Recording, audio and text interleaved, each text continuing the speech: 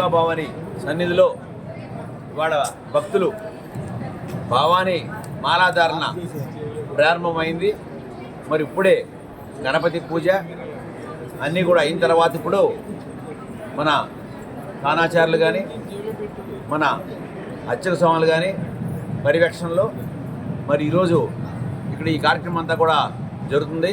మరి ఎంతోమంది భవానీలు అప్పటికే గంట ముందు నుంచి కూడా 2 గంటల నుంచి కూడా రావడం జరిగింది ఇక్కడ మాలాధారణ కోసం. ఇవాళే ప్రారంభం.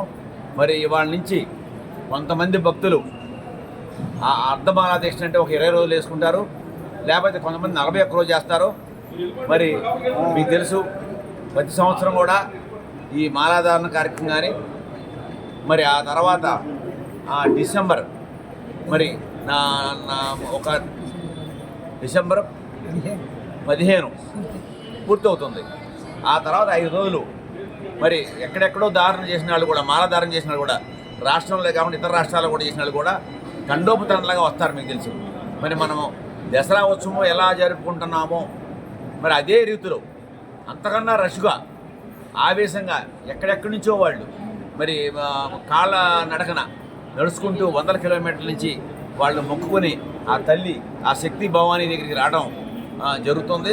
మరి వాళ్ళందరికీ కూడా మేము అన్ని విధాల సిబ్బంది కానీ అందరూ అన్ని డిపార్ట్మెంట్లు కూడా వస్తాయి. అప్పుడు కూడా పోలీస్ డిపార్ట్మెంట్ కానీ మరి అలాగే మన రెవెన్యూ డిపార్ట్మెంట్ కానీ మళ్ళీ కార్పొరేషన్ కమిషనర్ కానీ అందరూ కూడా మళ్ళీ మీటింగ్ జరుగుతుంది. 10 రోజుల్లో ఏ ఏర్పాట్లు చేయాలి ఏంటి అనేది ముందు 1-2 సార్లు జరుగుతుంది. మరి భారీ ఎత్తున ఈ కార్యక్రమం జరగబోతుంది. ఇవాళ అంకురార్పణ దానికోసం ఇవాళ అందుకనే పూజ చేసి ప్రారంభించబోతున్నాం. మీ అందరికీ మళ్ళీ మీ సహకారం మీరు దసరా ఉత్సవాల్లో కనుక ఏ రకంగా మాకు తోడ్పడారో మీరు ఒక భాగంగా అని చెప్పాను నేను ఇక్కడ ఈ టెంపుల్లో. మరి మీరు కూడా ఈ ఉత్సవాలని తిలకిస్తూ మీరు ఎంత కూడా ఇది ప్రచారం చేసి మరి ఎంతో ఘనంగా మనం చేసుకోబోతున్నాం. మీ అందరి సహకారం మాకు కావాలి.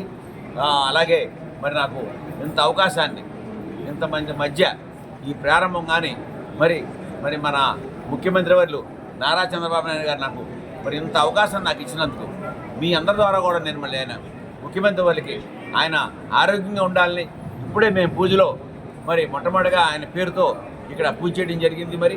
మరి ఆయన ఆనందంగా ఆరోగ్యంగా ఉండాలి. ఆయనకి ఆ తల్లి భవానీ శక్తి భవానీ శక్తి ఆమెకి ఎన్నో పేర్లు ఉన్నాయి. ఆమె ఆ శాంతమూర్తి ఆయనకి మంచి ఆరోగ్యం కలిగించాలి. ఈ రాష్ట్ర అభివృద్ధి కోసం ఈ అట్టడుగు ప్రజల కోసం పనిచేయడం కోసం ఆయనకి మంచి ఆరోగ్యం ఇవ్వాలని కూడా మీ అందరి ద్వారా నేను కోరుకుంటున్నాను.